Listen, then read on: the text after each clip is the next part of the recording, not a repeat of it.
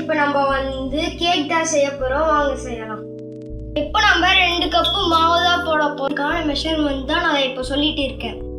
இப்போ 2 கப்பு மாவுக்கு 2 எக்ஸ் போட்டிருக்கேன். இப்போ நம்ம இது நல்லா மிக்ஸ் நம்ம எது நல்லா பீட் பண்ணிட்டு இப்போ நம்ம 1 கப் சுகர் ஆட் பண்ணிப்போம். இப்போ நம்ம எல்லாம் நல்லா மிக்ஸ் பண்ணிக்கலாம். இது நல்லா மிக்ஸ் பண்ண. இப்போ நம்ம வெண்ணிலா கேக் தான் செய்ய போறோம், அதுக்கான 2 டிராப் தான் ஆட் பண்ணிக்கலாம். நம்ம இதை நல்லா மிக்ஸ் பண்ணிப்போம். இப்போ பேக்கிங் பவுடர் 1/2 ஸ்பூன் போட்டுக்கலாம்.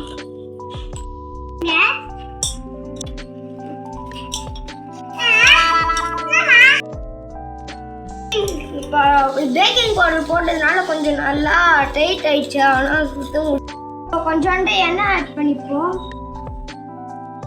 பால் 1/4 டம்ளர் ஊற்றிக்கலாம்.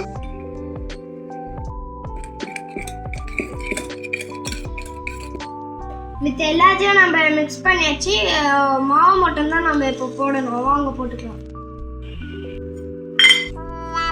கட்டி இல்லாமல் நல்லா மிக்ஸ் பண்ணிக்கணும் ஃப்ரெண்ட்ஸ், இல்லைன்னா கேக் நல்லாவே வராது. இப்போ கொஞ்சம் டைட்டாக கஷ்டமாக தான் இருக்கும், ஆனால் நல்லா மிக்ஸ் பண்ணிக்கோங்க.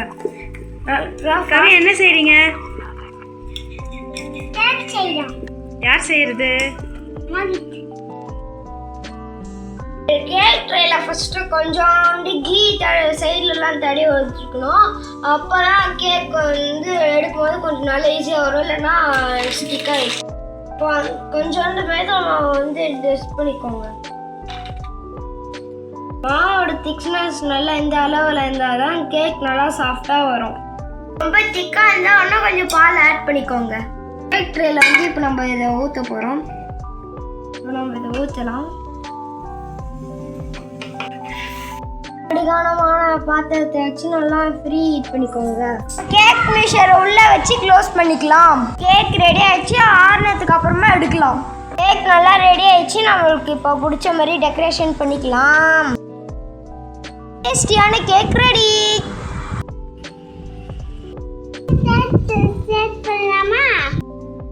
நல்லா இருக்கு.